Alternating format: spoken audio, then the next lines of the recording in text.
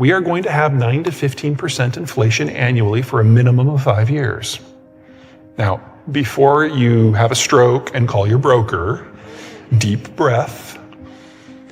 If we do this, if we pull it off,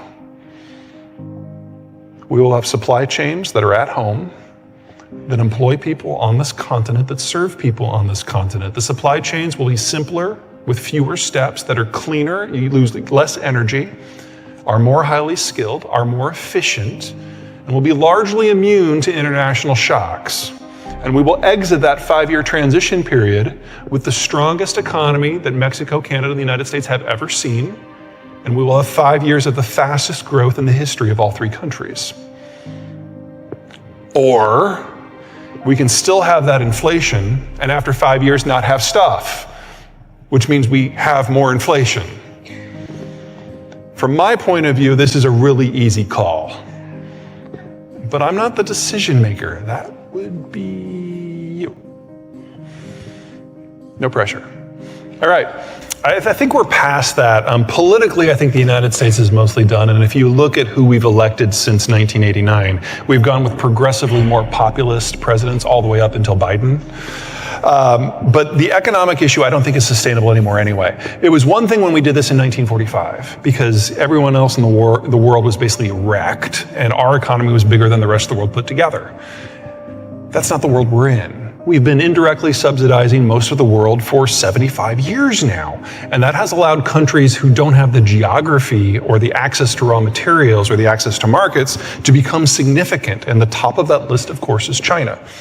So if we could do a share and turn back some time and go back to 2001, there was a moment under George W. Bush when we were trying to basically, this is going to sound a little jaded, but beat Russia and China into shape and say, the Cold War system is over. We're entering a fundamentally new era. We need to renegotiate the terms of globalization. And if you do that, great, we're all in this together. And if you don't, we will bury you. And then 9/11 happened. And we got a little distracted for 20 years. And in that time, we maintained enough of the structures of globalization that all these places that had poor geographies kept growing.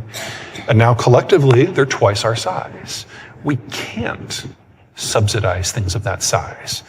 Unless, of course, we want to spend all of our national blood and treasure making sure that China is the unassailable superpower. I don't think that's going to fly. No, because you remember ours, right? Ours are pretty good. I mean, we're still aging and we still have these distortions when we go from the big boomers to the small Xers to the big millennials to the small Zers. But these are problems we can manage over time. In addition, we are partnered with Mexico, which has the healthiest demography, not just in the rich world, but in the advanced developing world as well, better than India, better than Indonesia or Turkey.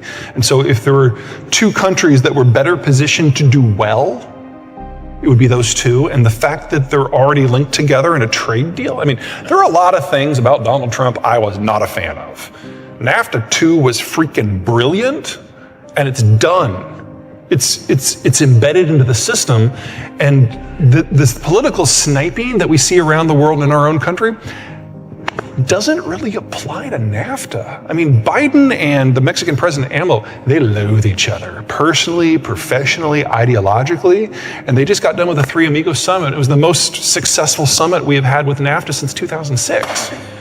So this is a relationship that works, and no one else has something like that. So will I mourn Europe when it's gone?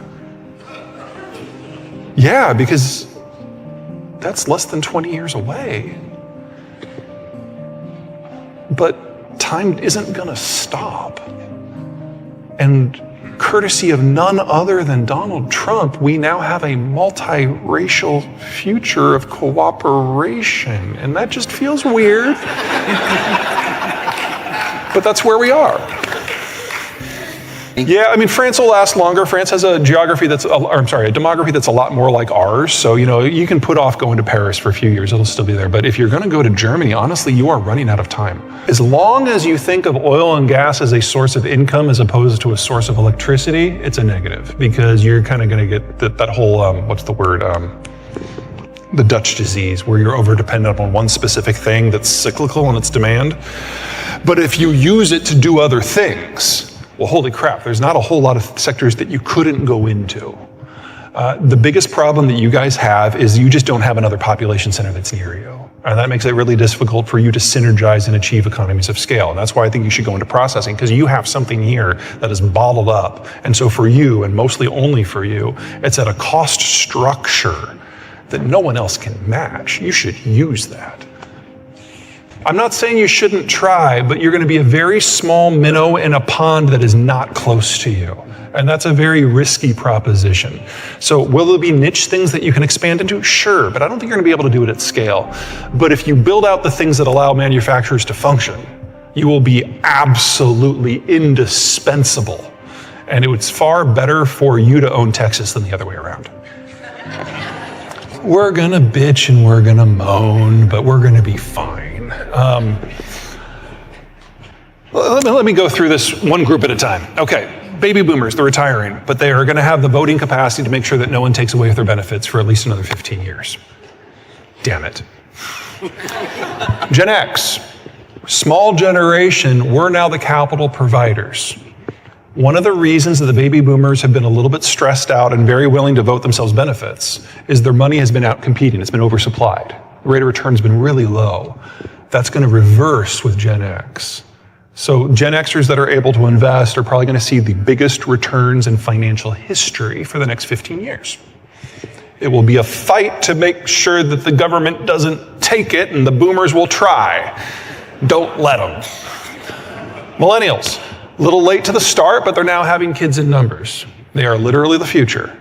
And the millennials they've got a lot of negative connotations, and I could talk for an hour on that. Let's focus on the positive. They're congenial, they're cooperative, they're collaborative, they're good at the touchy-feely skills, they're great managers.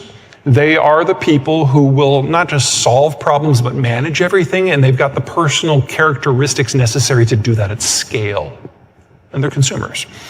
Then you've got Gen Z, the new kids. Gen Z were not millennials. So, the millennials were raised by the boomers, and they were told that they were special, and we don't keep track of the score of the soccer game, and this gave them very high senses of self, which can be a problem, but this is why they're so open and friendly and cooperative. The Zoomers are the children of Gen X, and we raised our kids knowing that Medicare and Medicaid and Social Security would never be there for them, and we know that you can trust no one. And you have to be better than everyone, not better than the millennials, that's easy.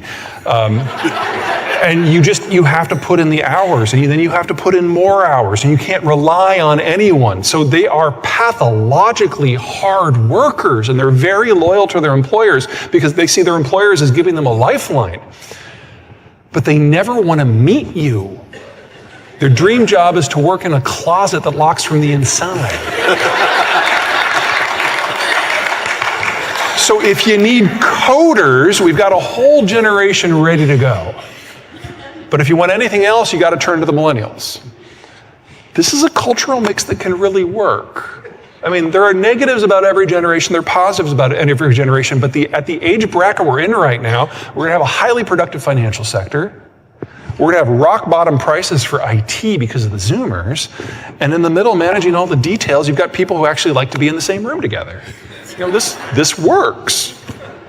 Everywhere else, the boomers are leaving and there's no one else to pick up the baton.